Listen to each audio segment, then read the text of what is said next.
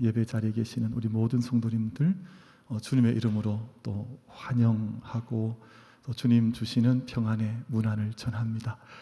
오늘 날이 참 좋은 날이었습니다. 혹시 그거 느끼셨습니까?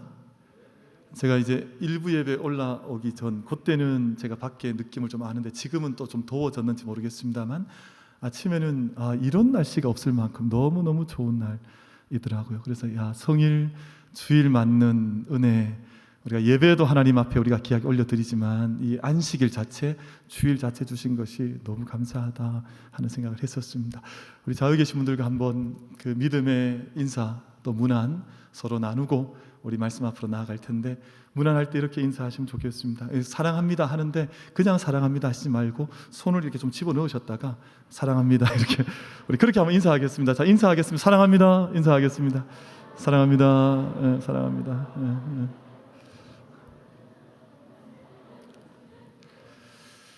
그 표현한다, 이제 익스프레스 한다 그러잖아요. 익스프레스 한다, 이 표현한다, 이 참 중요한 것이거든요. 우리가 물론 영적인 존재인지라 내 안에 사랑이 있는 것은 누군가 표현하지 않아도 잘 알 수 있긴 한 것 같아요. 그러나 사실은 그건 좀 이렇게 긴가민가한 경우가 많지만 정말 진정을 담아서 사랑을 표현하고 감사를 표현하고 때로는 내 안에 있는 미안함이나 또 송구함도 표현하기도 하면 삶이 얼마나 생명의 세계로 잘 쌓임받고 있구나 하는 것을 많이 경험하게 되거든요. 우리 만민 모든 가족들께서는 우리가 늘 하나님께서 우리에게 왜 입을 주셨겠어요? 우리에게 왜 눈을 주셨겠어요? 왜 팔을 주셨겠어요? 왜 우리에게 이 바디라고 하는 몸을 주셨겠어요? 우리 온몸으로 하나님의 받은 사랑과 은혜를 늘 표현해내고 그것을 감사함으로 나의 입술로 복되게, 나의 눈빛으로 복되게 늘 하나님의 받은 은혜를 표현할 수 있는 은혜가 우리 모든 만민 가족들 가운데 임할 수 있게 되기를 주님의 이름으로 축복합니다. 늘 표현하는 것 참 감사한 일이죠. 고마운 일입니다. 오늘 저희 말씀의 주제가 이제 차선을 최선으로 바꾸시는 하나님. 근데 이게 조금 더 나아가면 사실은 최악을 최선으로 바꾸신 하나님, 이 말씀이 오늘 우리들의 주제고 또 마음속에 새기고자 하는 하나님 말씀의 핵심, 또 말씀의 흐름이라고 생각하시면 되겠습니다. 1801년부터 그리고 1818년까지 이때가 이제 만 18년 되거든요. 18년 동안 다산 정약용 선생께서 우리 대구에서 가까운 포항 그 꼬리 있는 그쪽 장기라고 하는데 장기 지역에 유배를 오셨더랬습니다. 그리고 그곳에서 일정 기간 유배 생활을 한 후에 귀향을 살다가 다시금 귀향지가 옮겨져서 저기 땅끝 강진이라고 하는 곳에 가셔서 유배 생활을 했는데 18년 유배를 살았습니다. 긴 세월이었죠. 그리고 그의 셋째 형님 다산 정약용 선생은 네 번째 아들인데 셋째 형님이 정약전입니다. 정약전 선생께서 같은 때에 유배를 보내받아서 그분은 전라도 흑산도라고 하는 곳에서 유배를 같은 시대 같이 살았습니다. 그리고 둘째 형님이었던 정약종이라고 하는 분은 순교를 했습니다. 근데 이 집이 왜 이렇게 다 유배를 보내받고 귀향을 갖고 이렇게 살았냐 하면 하나님 믿는다는 것 때문이었습니다. 천주, 그 당시엔 천주라 그랬죠. 하나님 계신 것을 알고 서학을 받아들이고 천주를 믿는다고 해서 온 집안이 파멸을 당하고 또 죽음을 당하고 순교를 당하고 귀향을 가야 했고, 원래는 죽음을 당해야 했는데 그 좀 감형이 되어서 유배를 보냄받게 된 것이거든요. 18년을 유배를 살았으면 얼마나 힘든 세월이었을까요? 그의 삶이 얼마나 어두웠을까요? 사실은 모든 것을 다 포기하고 그 양반이요, 그 양반 꼭꼭한 기계를 가지고 있는 양반이 그 먼 땅에 가서 그 18년을 유배를 살았으니까 그 마음이 어찌했을까. 그런데요, 그 18해를 유배를 사는 동안 그곳에서 우리가 너무 잘 알고 있는 목민심서를 그 어두운 시절에 기록을 하고 경세, 유표, 흠음신서 같은 당시 조선시대의 실학을 집대성할 만한 귀한 책들을 그 어두운 시절에 유배생활을 하면서 다 책을 써냈거든요. 정말 귀한 일을 한 것인데 그 바로 위에 형님, 세 번째 형님이 정약전이라는 분인데, 아까 말씀드린 대로 흑산도, 전라남도 바다 건너입니다. 저기 해남 강진에서 오면 처음은 바다 건너편에 강진이 있는데, 형이 조금 더 위에서, 동생은 아래쪽에서 함께 유배 생활을 한 것입니다. 근데 그 형님이 갔던 곳은 흑산도인데, 근데 그곳에서 조선시대 신학의 정약용 선생과는 다른 관점에, 정약용 선생이 썼던 우리 목민심서는 여전히 통치자들, 관리들을 위한 책이었었거든요. 근데 정약전 선생은 좀 관점이 달랐습니다. 그래서 이 관리들, 지금도 성리학에 빠져있는 관리들을 위해서 책을 쓴 것이 아니라 당시 생명 하나, 물고기 한 마리, 풀 한 포기, 그래서 썼던 것이 자산오보라고 하는 책이었었거든요. 조선시대 가장 유명한 생태학의 책으로, 생태학의 보고로 그렇게 기념이 되어지고 있습니다.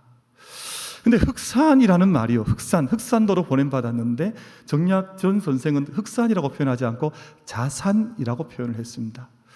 흑산이라는 말은 너무너무 어둡고 깊은 어두움인데 빛이 들어올 여지가 없는 섬이라고 해서 흑산도라는 이름을 가지고 있는데, 정약전 선생 그렇게 생각하지 않았어요. 아무리 유배를 와 있고 또 시대가 어둡고 삶이 고단하고 모든 것들을 내려놓을 만큼, 포기할 만큼 인생이 어렵지만 내가 이곳에서 나의 일을 하리라 라는 이름으로 흑산의 이름을 자산으로 바꿨습니다.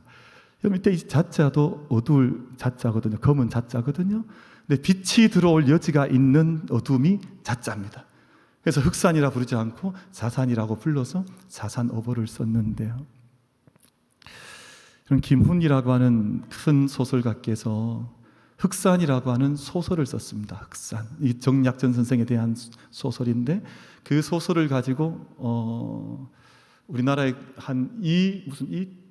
학준인가 이름이 정확히 기억나지만 영화 감독께서 만들었던 영화가 얼마 전 멀지 않은 시기에 개봉되었던 자산오보라고 하는 영화가 있습니다. 언제 한번 기회가 되시면 같이 한번 보셔도 좋지 않을까 생각하는데, 우리 만민교회는 그래도 영화도 잘 보지 않으세요. 왜냐하면 말씀 보시고 또 늘 기도하시느라 영화도 별로 이렇게 보지 않으시고 드라마는 거의 또 보지 않으시고 그러신 것 같더라고요.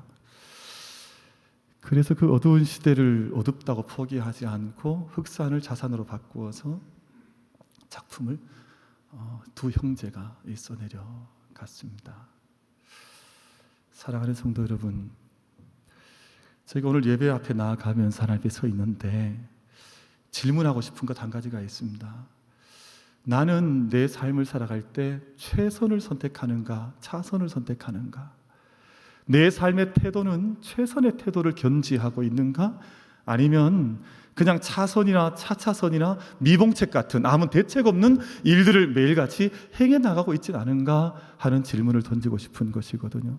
하나님 우리에게 최고를 하라고 하지 않으십니다. 너희가 최선을 하고 있느냐? 너희 인생과 너희 생명과 너희의 믿음을 두고 너희는 최선의 길을 경주하고 있느냐 하는 그것을 하나님 물으실 때가 있거든요. 그럼 저한테는 제 은사가 한 분 계십니다. 제 선생님인데 저의 평생에 귀한 선생님이시죠. 그래서 때때로 지금도 이렇게 한 번씩 전화를 주시거나 제가 문안 전화를 드리면 물으시는 질문이 있습니다. 선생님이시니까 김 목사 최선을 다하고 있어? 이렇게 물으세요. 최선을 하고 있느냐고 물으세요. 근데 그 말씀, 그 물음을 들을 때마다 사실은 마음속에 부끄러움도 있고 제 마음에 사실은 정돈되지 않은, 내가 정말 최선을 하고 있는 것에 대한 스스로의 질문을 던져보면 그렇다고 답하기가 참 어려운 때가 많구나 하는 생각을 할 때가 있습니다. 사랑하는 우리 모든 예배자 여러분, 사람은 최선을 하기가 쉽지는 않습니다. 그래서 은혜가 필요한데요, 은혜의 힘이 없으면 최선의 자리에서 일어나기가 쉽지 않습니다. 여러분, 큰 명제 하나를 말씀드리려고 하는데, 하나님이라고 하는 존재가 있습니다. 하나님 우리가 섬기고 계시지 않습니까? 하나님이 계시고 그리고 우리 사람이 있습니다. 근데 하나님은 최악의 상황에서 최선을 길을 열어나가시는 분이세요. 우리 아마 저쪽에 보시면 보라 내가 새 일을 행하리니 이제 나타낼 것이라 너희가 정녕 알지 못하겠느냐. 내가 광야의 길을 내고 사막에 강을 내리니 이 내가 새 일을 행하는 것을 하나님은 아무리 최악이라 할지라도, 아무리 광야라 할지라도, 아무리 사막이라 할지라도 그 길을 내시고, 여러분 창세기 1장을 읽어보세요. 흑암과 어둠과 혼돈한 그 가운데서 한 창조 역사를 이뤄나가시는 것이거든요. 하나님이 세상 아무리 깊은 어둠, 흑암, 흑산이 있다 할지라도 그곳에서 하나님의 길을, 새 일을 행하셔서 새 창조의 역사를 이루어 가신다는 겁니다. 그런데요, 사람의 존재라고 하는 것이 아무리 최선을 것을 선물을 받아도 그것을 최악으로 만드는 존재가 인간입니다. 부모님으로부터 아무리 많은 유산을 받는다 할지라도 그 유산 때문에 엉망진창 집안을 만들잖아요. 여러분, 그 에덴 동산 받았는데 그 에덴 동산을 죄악의 도시로 만들어 버리잖아요. 사람이 가장 좋은 것을 받았음에도 불구하고 그것을 최선으로 지켜나가고 더 발전시켜 나가는 새 창조에 참여하는 것이 아니라 오히려 최악을 만들어 나가더라는 것입니다. 이런 것을 이 시간 제가 축복하고 싶은 것이 하나가 있습니다. 여러분, 저희가 이 세상 사는 동안에 죄악의 힘에 이끌리고 세상 관념이나 세상의 가치관에 우리가 휩쓸려 다녀서 최선을 최악으로 만들어 나가는 존재가 아니라, 그럼 사람들은 그렇더만요. 동창회 모였는데 얼마나 좋은 친구들이에요. 근데 술 마시고 의견 다툼 벌어지면 동창회 안에서 막 싸움, 다툼, 온갖 이야기들. 그럼 가정들도 그렇더라고요. 오랜만에 명절 모였는데 가족들이 얼마나 귀한 자리예요. 사실은 축복하고 자녀에 대한 약속을 나누고 거기에서 함께 격려해주고 함께 거기서 최선을 할 수 있는 자리 아니에요? 근데 가족들이 보면 그 안에서 다툼 벌이고 어떻게 우리가 끼어질까 이야기 나누고 이게 사람들이 가장 최선이라고 하는 가정을 받았지만 최악을 만들어 나가는 모습이더라고요. 여러분, 왜 다윗은 밧세바를 범해야 했을까요? 그 귀한 왕자를 얻었음에도 불구하고 왜 최악의 선택을 해야 했을까요? 왜 베드로는 예수님을 배반해야 했을까요? 3년 동안 예수님의 최측근, 정말 오른팔 같은 제자였는데 왜 예수님을 배반하는 자리에 서야 했을까요? 여러분, 모든 삶의 순간들마다 자기가 걷고 있는 자리가 최선인지 아니면 차선인지 아니면 차차선인지 아니면 최악인지를 구별할 수 있는 눈을 가지셔야 합니다. 우리 만민의 모든 예배자들, 우리 모든 만민 가족들은 하나님께서 우리 가운데 열어주신 최선의 길이 어디에 있는지를 눈 열어서 바라보고 선택할 수 있는 은혜, 여러분, 그게 은혜라는 것이거든요. 그 은혜에 참여할 수 있는 우리 모든 만민 가족들 다 되시기를 주님의 이름으로 축복합니다. 여러분, 이게 그렇게 많이 어렵지도 않아요, 사실은. 여러분, 아이들이 시험 치는데 시험이 어렵죠. 어려운데 이게 사지선다 4개가 있습니다. 1번, 2번, 3번, 4번. 이 4개 중에 답이 있을까요, 없을까요? 답이 있습니다. 근데 그 중에 답을 하나 딱 잡으면, 그렇게 해서 문제 나온 걸 다 잡으면 이게 몇 점이 되죠? 100점. 다 잘 잡으면. 근데 그 4개 중에 하나 찾는 게 그렇게 어렵다니까요. 25%, 4분의 1 하나 잡으면 답이 되는데 그걸 못 잡아요. 제가 어제 오후에 어떤 분 좀 상담을 해드리면서 아니, 이 길이 보이지 않냐 그랬더니 보이지 않는데요. 아니, 나는 보이는데 왜 안 보이실까? 제가 하나님께 그 은혜를 먼저 구하라고 좀 권면드렸습니다. 아니, 제가 보기엔 지금 집사님이 갈 수 있는 가장 최선의 길이 있습니다. 근데 지금 자꾸 자기 몸이 끌리는 건 최악을 선택하는 거예요, 사실은. 그래서 제가 최악 선택하지 말고 최선을 선택하면 여기에 은혜가 있고 복이 있는데 왜 자꾸 최악을 선택하냐. 근데 그걸 선택을 보이지 않는다니까요. 근데 그것이. 근데 그게 수백 가지 있는 게 아니에요, 사실은. 그 선택할 수 있는 길이 몇 가지 길이 있습니다. 하나님 우리에게 너는 이 길이면 최선이다 하는 그 길이 있습니다. 우리 모든 만민 가족들께서는 삶을 살아가는 동안 그 최선을 보고 최선을 부여잡으며 최선을 기뻐하며 그 길을 선택해 나갈 수 있는 은혜와 축복을 누릴 수 있는 우리 모든 만민 가족들 다 되시기를 주님의 이름으로 축복합니다. 이게 하나님이 야바일꾼처럼 막 어지럽게 만들어 놓은 것도 아니세요. 옛날에 왜 소풍 가면 야바일꾼들이 모여서 이게 긴가 싶어 딱 잡으면 늘 짧아서 돈 다 뺏겨버리고 그랬잖아요. 근데 하나님 그렇게 하지 않으세요. 우리가 충분히 은혜를 갈망하면 알 수 있는 길들이 있습니다. 여러분, 그 최선, 가장 아름다운, 여러분, 굿이 있고요. 굿, 베더, 베스트가 있거든요. 근데 굿 선택해도 좋아요. 굿도 좋습니다. 이 베럴이라고 하는 이것도 참 좋습니다. 근데 베스트 좋은데 왜 월스트, 베드를 선택하냐면 말이에요. 베드를 선택해. 여러분, 저희 만민교회는 우리 모든 성도들은, 우리 모든 가족들은 하나님, 우리 더 나아가 이 나라 이 민족까지 최악을 선택하지. 우리 장로님 나라를 위해서 기도 많이 해주셨는데요, 최악을 선택하는 것이 아니라 최선을 선택할 수 있는 우리 나라와 민족, 우리 모든 가정들, 우리 믿음의 한 사람 한 사람이 다 되어질 수 있게 되기를 주님의 이름으로 축복합니다. 이게 참 귀한 일입니다. 이게 참 쉬울 것 같지만 영적으로 눈을 뜨지 않으면 어렵고 어렵다 그래요. 그러니까 은혜를 구하면서 최선을 다하자는 것입니다. 그런데 우리가 믿음의 길을 가다 보면 사실은 늘 최선만 선택하는 것은 아니에요. 여러분, 둘째 아들 기억나시죠? 노아복음 15장에 있는 그 아버지의 둘째 아들. 이 아버지는 이 아들이 최선을 선택하길 바라셨는데 선택해보니까 최악을 선택한 거예요. 아버지 집을 떠나고, 그리고 창기를 만나 자기의 전 재산을 다 탕진, 다 소비를 다 해버리고, 뭐 남은 것이 아무것도 없습니다. 모든 것이 이제 nothing, 무릎, 완전히 모든 최악의 길을 걸어가게 된 것입니다. 근데 이 둘째 아들이 그래도 기특하고 우리가 배울 점이 있는 것이요, 그 바닥에 넘어졌는데 바닥에서도 하늘을 바라본 거예요. 지금 그쯤 되면 나 포기하고 아버지 볼 면목도 없고 아버지 집에 갈 일도 없다, 나는 그냥 여기서 내 인생 종친다. 세상에서 그런 사람들 많이 있잖아요. 근데 이 둘째 아들이 어떻게 했냐 하면, 내가 아버지 집에 가서 아들로 대접 못 받고 내가 종으로 대접받는다 할지라도, 내가 하인이 된다 할지라도 내가 아버지 집에 돌아가겠다, 그 마음을 가진 거예요. 그 마음이 참 중요한 마음이에요. 내가 걸어갔던 길이 때로는 우리가 어떻게 매번 최선만 어떻게 걸어갈 수 있겠어요? 때로는 차선, 때로는 최악을 걸어갈 때도 있습니다. 근데 그 자리에 섰을 때에도 불구하고 내가 어떤 믿음의 씨앗을, 불꽃을 내 마음속에 곁들이지 않는가 하는 것이 인생의 걸음에 있어서, 믿음의 걸음에 있어서 얼마나 중요한지 몰라요. 그래서 그때 그 용기를 내는 분들 보면 감동이 와요. 정말 감사하다.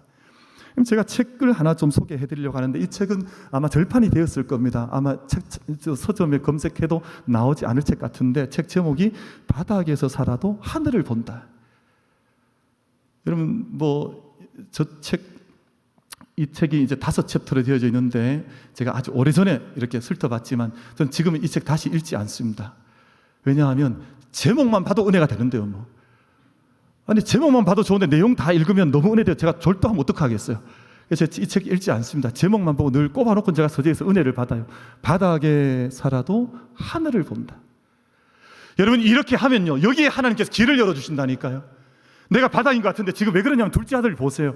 이게 둘째 아들이 아버지에게 돌아가잖아요. 내가 그 자기의 삶의 최악의 자리에서 차차선 정도를 선택한 겁니다. 근데 하나님께서 그 아들의 삶 가운데 최선으로 응답하셨습니다. 이게 하나님의 은혜예요. 나는 참 작은 것 하나 한 것 같은데 하나님께서 그것을 받으셔서 갑절에 우리가 생각할 수 없는, 상상할 수 없는 은혜의 물줄기를 우리 가운데 부어주시더라는 것입니다.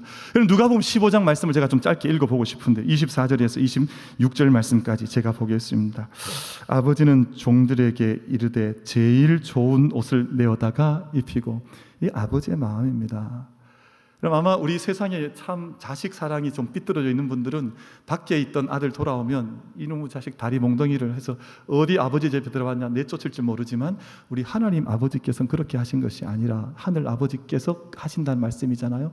종들에게 이르되 제일 좋은 옷을 내어다가 입히라.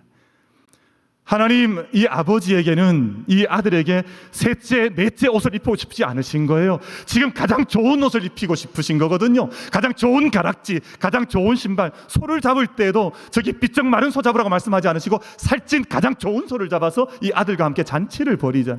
여러분, 우리가 이 땅의 삶을 사는 동안 때로는 차선, 때로는 그 다음 이런 인생을 살 때도 많이 있지만, 하나님께서 우리에게 가장 좋은 것을 주기 원하신다고 하는 이 믿음의 분명한 복음의 언약의 사실을 우리가 잊어버리지 않고, 내가 선택하는 그 위에 하나님께서 은혜 부어주시기를, 하나님께서 인도하실 것을 믿고 하나님 약속 가운데에서 차선이라 할지라도 기뻐하고 감사하며 그 모든 것들을 믿음 가운데 받아낼 수 있는 우리 만민 가족들 다 될 수 있게 되기를 주님의 이름으로 축복합니다. 그래서 자기 자리를 귀하게 여기는 것. 하나님, 제가 비록 오늘은 차선입니다. 하나님, 제가 오늘 비록 차차선에 있지만 하나님 감사합니다. 제가 특별한 독특한 애 하나를 봤어요. 이 아이가 어떤 아이냐 하면요, 아니, 자기가 받아온 모든 점수를 다 감사해. 아니, 부모가 볼 땐 속이 뒤집어질 거 아니에요. 아니, 점수를 60점을 받아왔는데 이걸 자랑스럽게 부모님한테 엄마 나 오늘 60점 받았다고. 이때 엄마가 화를 낼 수가 없는 것 같더라고요. 아 정말 잘한 것 같다. 애가 너무 좋아하고 있으니까. 너무 좋아하는데 아니라 그러면 좀 이상하잖아요. 다음에 봤는데 또 아이가 막 한 50점 또 받아왔는데 야 근데 아이가 또 그것도 막 기뻐해요. 엄마 내가 오늘 50점을 받았다. 저희 집 딸입니다. 제가 그 아이 보면서 배운 게 있습니다. 제가 정말 배웠습니다. 자기가 열심히 했으면, 자기가 온 힘을 다했는데, 자기가 최선을 다했는데 받은 점수가 있으면 그것으로 기뻐할 수 있는 것. 저는 이게 보통 이게 잘 되지 않거든요. 사실은 속상하거든요. 이게 속상한데 자기가 오늘 받은 점수에 대해서 기뻐할 수 있는 것 참 중요하겠구나 하는 생각을 해봤습니다. 그럼 제가 질문 하나 드려볼게요. 우리 올림픽 가면 금메달 따고 은메달 따, 동메달 따서 이제 금메달리스트, 동메달리스트, 은메달리스트가 있는데 누가 가장 기뻐할 것 같으세요? 누가 가장 기뻐할까요? 누가 기뻐하던가요? 여러분 저기 TV 보면 시상대 올라가는 그 선수도 있잖아요. 누가 가장 기뻐하던가요? 동메달. 벌써 저희 답을 벌써 이렇게 벌써 짐작하시는 바가 있어요. 사실 가장 기뻐하는 것은 금메달리스트들이 가장 기뻐해요. 이게 연구 결과로 나왔습니다. 금메달리스트들이 미국에 있는 한 대학이 이걸 연구를 해봤다요. 그래서 금메달리스트가 가장 기뻐하는데 그러면 사실 은메달리스트가 그 다음 기뻐할 것 같잖아요. 근데 은메달리스트들은 얼굴을 보면 별로 행복해하지 않아요. 우리말로 좀 거칠게 말하면 무슨 뭘 씹은 것처럼 이게 전혀 기뻐하지 않더라고요. 근데 문제는 동메달 따는 사람, 동메달은 지가 금메달 딴 것 같아. 아니 무슨 표정이나 리액션을 보면 자기가 막 금메달 딴 것처럼 그렇게 기뻐하더라고요. 근데 심리학자들이 연구를 해봤더니 은메달리스트들은 뭐가 늘 비교를 하냐 하면 금메달과 비교를 하는 거예요. 내가 너무 쓰라리다. 사실 은메달 받은 것도 어마어마한데 우리 우상혁이라고 하는 높이뛰기 선수가 있습니다. 우리나라에 최근에 좋은 성적을 냈거든요. 그 선수를 제가 유심히 봤었어요. 왜냐하면 그 선수가 아직 메달권 들어가지 않았을 때부터 자기 점수에 대해서 늘 기뻐하더라고요. 아니 한번 뉴스를 한번 찾아보세요. 그 우상혁 쳐보세요. 그 선수는 자기가 뭐 동메달도 못 땄습니다. 그런데 기뻐해요. 나는 지금도 할 수 있고 내 갈 길이 있고 내가 좋다는 거예요. 늘 기뻐하던 이번에 최고 기록을 갱신을 했더라고요. 결국은. 그래서 이야 정말 잘 됐다. 저도 함께 기뻐했거든요. 근데 이 사람들 은메달 따면 늘 비교해서 내가 기쁘지 않다. 근데 여러분 동메달 딴 사람들은 위를 보지 않더라고요. 그 어디 보냐 하면 밑을 봐요. 밑을. 이야 나도 저렇게 못할 뻔했는데 내가 정말 아슬아슬한데 점수 차이로 내가 동메달씩이나 땄다는 거예요. 너무너무 기쁜 거예요. 여기 제가 생각하는 것이 있습니다. 여러분 인생을 짧게 지나가는데 자꾸 누구랑 막 비교 많이 할 거 없습니다. 막 누구는 이렇고 누구는 저렇게 하면 일평생 불행한 거, 일평생 불쌍한 인생을 사는 거예요. 하나님 내게 주신 분량만큼 오늘 내게 금메달 주시면 금메달을 기뻐하십시오. 내게 은메달 주셨으면 은메달을 감사해 하십시오. 내게 동메달 주셨으면 동메달로 인해서 하나님께 마음껏 춤을 올려드리면서 감사해 하시되 우리가 최선의 자리에 있든 아니면 최악의 자리에 있든 그 자리에서 내가 비록 쓰레기통 옆에 넘어져도 내가 하늘을 향해서 눈을 들리라고 하는 그 믿음의 마음 가지고 그 모든 자리에서 믿음의 걸음을 담대하게 출발해 나갈 수 있는 우리 모든 만민 가족들 다 될 수 있게 되기를 주님의 이름으로 축복합니다. 이 사람들 두 가지 종류가 있습니다. 크게 땅바닥에 넘어졌습니다. 더 이상 내려갈 것 없이 내려갔는데 근데 그곳에서 인생을 포기하는 사람들이 있습니다. 며칠 전에 지난 2, 3일 전인가 수성구 우리 법조타운 법원 옆에서 누가 불을 질러서 몇 사람이 돌아가시고 몇 사람이 사상을 입었습니다. 많은 사람들이. 여러분 그분이요. 전 그 뉴스 속상해서 안 봤습니다. 그런 소식 누가 전해주길래 그렇냐고 그러고 더 이상 찾아보지 않아. 이 일은 제가 추측할 수 있을 것 같아서 왜냐하면 법조계에서 타운에서 불이 났으니까 아마 누가 앙심을 품었을 터이고 불을 질러서 사람들을 상하게 했지 않았을까. 근데 여러분 그분이 저는 그분을 전혀 누군지도 알지 못하고 뉴스도 안 봤으니까 몰라요. 짐작하는 것뿐입니다. 저 며칠 잃었을까요? 자기가 인생이 가지고 있던 100 중에 도대체 며칠 잃어버리면 모든 걸 절망하고 그 큰 사건을 만들어 버릴까요? 어떤 이들은요 100 중에 하나를 잃어버려도 다 잃어버린 것처럼 생각하는 사람들이 있습니다. 그런 사람들 영어에서 표현할 때 어떻게 표현하냐면 all or nothing이라 그래요. 내가 이거 다 받지 못하면 내가 전혀 없는 것과 똑같다고 생각을 하는 거예요. 인생이 그러니까 늘 불행하죠. 늘 인생이 비교하는 것 안에서 벗어날 길이 없는 거잖아요. 근데 어떤 사람은요, 자기가 100가지인 것 중에 99을 잃어버려도 거기서 감사하면서 다시 길을 찾는 사람들이 있습니다. 내가 흑산도에 들어가도 내가 여기가 자산이라고 생각을 해서 다시 거기에서 다시금 조선시대 신학을 집대성할 수 있는 책을 쓰는 믿음의 사람들도 있더라고요. 여러분, 저희가 이 땅에 믿음의 삶을 사는 동안 하나님께서 얼마나 많은 은혜를 주셨는지 모릅니다. 근데 그 많은 은혜를 주셔서 감사하거나 영광 올려드리지 못하다가 하나님 앞에서 하나를 잃어버리게 되면 모든 것을 잃어버린 것처럼 절망, 탄식 가운데 깊은 수렁 속에 빠져들어가는 인생도 있습니다. 우리 모든 만민 가족들 예배하고 있습니다. 하나님 섬기고 있습니다. 하나님께서 차선이라 할지라도 차차선이라 할지라도 최선으로 바꾸어 나가시는 하나님의 그 손길을 굳게 부여잡을 수 있는 우리 모든 예배자들 다 되시기를 주님의 이름으로 축복합니다. 근데 오늘 말씀이요, 저희가 룻기 4장 말씀을 읽으셨는데 주인공이 나오미라고 하는 여인입니다. 엘리멜렉의 아내였었고 기럯과 말론의 어머니였었고, 근데 이 선택의 기로에 있어서 이 룻기를 따라가 보면 기근이 왔습니다. 어려움이 왔습니다. 베들레헴을 버려버렸습니다. 집안 전체가. 그리고 저 모압이라고 하는 이방 지역으로 먹고 살겠다고 따라갔는데 그 선택을 했는데 그 선택이 최악의 선택이 되었습니다. 모든 것을 다 잃어버렸습니다. 근데 아까 말씀드린 것처럼 둘째 탕자가 아버지 집으로 돌아오듯이 이 나옴이라고 하는 여성이 모든 것을 다 잃어버리고 난 후에 자기 소망을 완전히 끊어낸 것이 아니라 내가 베들레헴으로 돌아가자, 그 다짐을 하고 베들레헴으로 돌아오는 사건인데, 말씀을 요약하자면 그렇습니다. 최악을 하나님께서 오늘 말씀을 보면 최선으로, 월스트를 베스트로 하나님께서 완전히 바꾸어 주신 사건이 오늘 본문 말씀 속에 기록이 되어져 있습니다. 근데 이 말씀을 잘 해석하고 있는 기독교 저술가가 있고 상담 심리학자가 한 분 계신데요. 여러분, 그분의 이름을 잠깐 소개하면 레리 크랩이라고 하는 학자입니다. 근데 이분이 나오미의 이야기에 대해서 어떤 해설을 하는가 하니 이런 해설을 하세요. 여러분, 이 나오미에 대한 이야기를 이렇게 한번 정리를 한번 해보십시오. 하나님께서 인간의 꿈을 때로는 깨뜨리실 때가 있다는 겁니다. 내가 저 땅 모압에 가면 성공할 수 있고 붙들 수 있는 뭔가가 있다고 생각하는데 하나님께서 그 꿈을 깨뜨리실 때가 있다는 겁니다. 왜냐하면 그 꿈을 깨지 않으면 이 사람이 정말 하나님 앞에서 값진 인생을 살 수 있는 기회 자체가 없어지기 때문에 레리 크랩이라고 하는 학자에 따르면 하나님께서 진정한 꿈을 만나기 위해서, 최선을 만나도록 하기 위해서 인간이 최선이라고 생각했던 그 차선을 하나님께서 치셔서 그 모든 꿈을 산산조각 내실 때가 있다는 것입니다.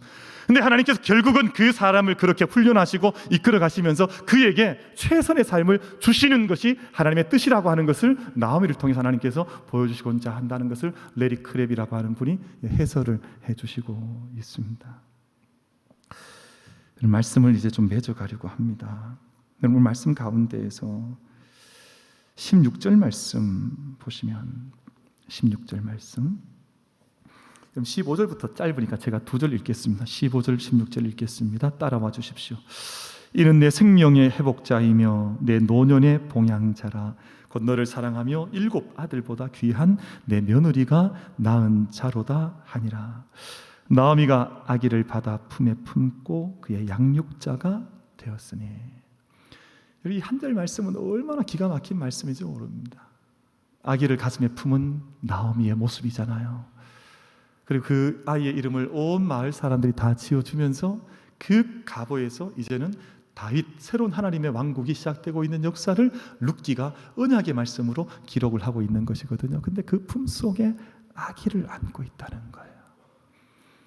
하나님의 역사에 있어서 아기라고 하는 것은 너무너무 중요한 존재입니다. 우리나라에도 복된 집안에 여러 가지 낳아야 되는 소리 가운데 아이 울음소리가 복의 한 조건이 되어져 있거든요. 남편이 아버지가 글 읽는 소리 첫 번째, 두 번째는 아내의 다듬이질 소리 두 번째, 세 번째는 아기의 울음소리가 나야 이 집이 복된 집안이라 그랬습니다. 근데 모든 것이 다 파산한 나오미가 이제는 생명의 기력도 없을 뿐만 아니라 살아갈 희망조차 없는데 그 가슴 속에 아기를 품고 있다는, 아기를 품고 있다. 근데 이 아기를 통해 하나님께서 역사를 이루시는데 다윗의 왕갈 오벳을 통해서 다윗이 태어나는 그 약속을 주시는데요. 그럼 성경 말씀 읽어보면 나띵에서 하나님께서 모든 것을 만들어 나가시는 역사 때는 반드시 아기가 태어납니다. 그래서 여러분, 왜 요게벳의 가슴 속에 하나님께서 모세를 주셨겠습니까? 왜 아기를 낳지 못하던 한나의 가슴 속에 하나님께서 사무엘을 젖물 수 있도록 그 가슴 속에 품에 이 아기를 주셨겠습니까? 왜 마리아의 가슴 속에 예수님을 안겨주셔서 예수님의 육신의 어머니가 되게 하셨으며 오늘 왜 나오미의 가슴 속에 이 아기가 태어나게 하셔서 이 생명의 길을 이어가게 하셨겠습니까? 이것이 하나님의 은총이요 복인데요. 아무것도 없던 어둠 속에서 하나님께 생명 만들어 나가실 때 아기를 품고 있느냐를 보신다는 겁니다.